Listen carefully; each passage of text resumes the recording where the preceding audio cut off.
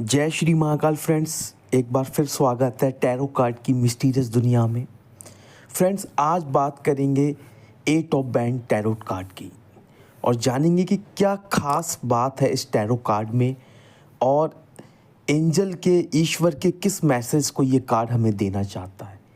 8 of band यानी कि 8 clearly indicate करता है कि ये जो कार्ड है वो शनि की एनर्जी को रिप्रेजेंट करता है, क्योंकि नंबर 8 का सीधा संबंध शनि ग्रह से होता है। ये कार्ड सबसे पहले तो एक स्टेबिलिटी को रिप्रेजेंट करता है कि अगर ये कार्ड आपकी रीडिंग में निकल के आता है तो इसका मतलब चीज़ें स्टेबल होने वाली हैं। उसी के साथ साथ अगर इसकी सिंबोलॉजी को हम ध्यान से देखें तो 8 बैंड है और जिस तरह गुलाब की एक कलम होती है, जैसे ही वो पीकती है उसी तरह आप इन बैंड्स को देखिए, छोटी छोटी पत्तियां जो है निकलना शुरू हो गई हैं, या हम अनदर वर्ड्स में मैं कहूँ कि बीज अंकुरित हुआ है। तो ये कार्ड एक मोमेंटम को दिखाता है, एक स्टार्ट को दिखाता है, एक प्रोग्रेस को दिखाता है। उसी के साथ साथ जब ये कार्ड रीडिंग में निकल कर आता है तो आपको अश्योरेंस देता है कि आप जो भी काम करेंगे उस काम में आपको सक्सेस ज़रूर मिलेगी। और इसी के साथ साथ जो सरकमटेंसेस हैं, जो हालात हैं, जो परिस्थितियां हैं, वो आपके फेवर में रहेंगे। अगर मैं एक सरल उदाहरण से बताऊं कि जब हम खेती करते हैं तो खेती के लिए एक समय अनुकूल होना ज़रूरी है। अगर हम गर्मी में खेती करेंगे हम नहीं कर पाएंगे। तो बारिश का जो मौसम होता है वो खेती के लिए अनुकूल होता है।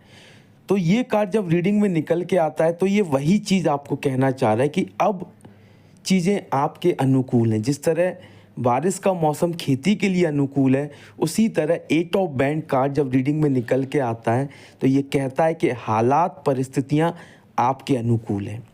उसी के साथ साथ यूनिवर्स के सपोर्ट को दिखाता है, मोमेंटम को दिखाता है कि अगर एक फास्ट बॉलर है और अगर उसको पिच भी फास्ट मिल जाए तो वो सोने पे सुहागा हो जाता है।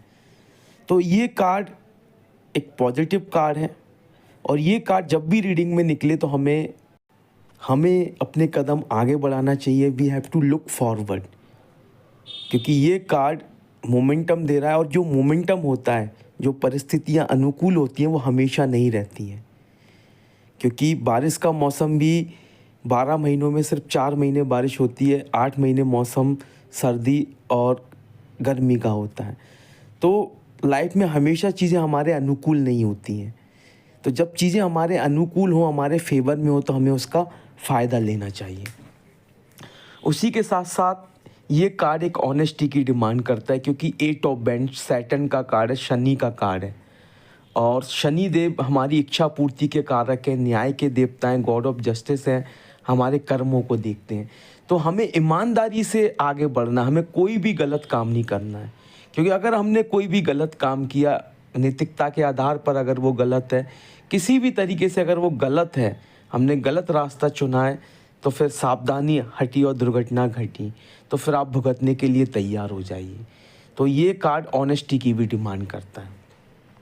अगर ये कार्ड प्रोफेशनल लाइफ में निकल के आता है आपकी रीडिंग में तो खुश हो जाइए कि कहीं ना कहीं जिस भी जगह आप जॉब कर रहे हैं आप बहुत अच्छा परफॉर्म करेंगे, आपका काम रिकॉग्नाइज होगा, आपको अप्रिशिएशन मिलेगा, आपके जो सीनियर हैं, अथॉरिटी हैं, और प्रमोशन, सैलरी हाइक, तो हर तरीके से ये कार्ड पॉजिटिव है।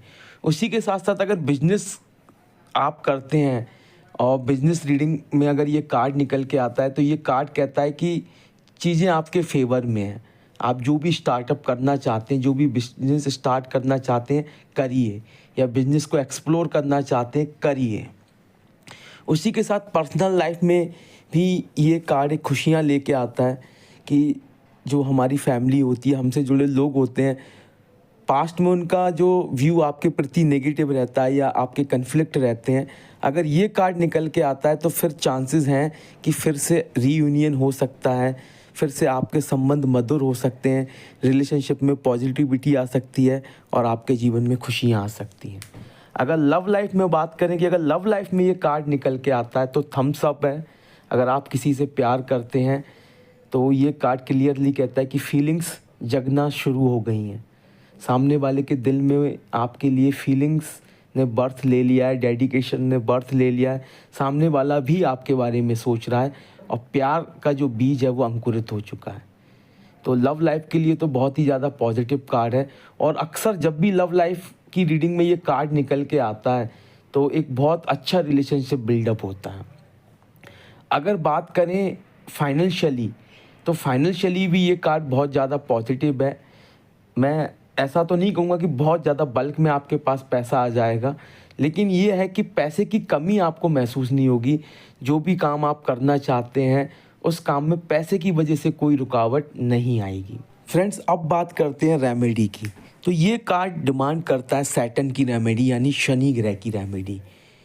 शनि की जो पावर होती है वो हमारे हालात परिस्थितियों को स्टेबल करती है, और जब हमारी लाइफ में कोई मोमेंटम आता है या एकदम हमें हाइक मिलता है तो कहीं ना कहीं हम उस सक्सेस को या उस मोमेंटम को सही यूटिलाइज नहीं कर पाते। अधिकतर लोग ऐसा होता है कि वो उसका यूटिलाइजेशन सही नहीं कर पाते।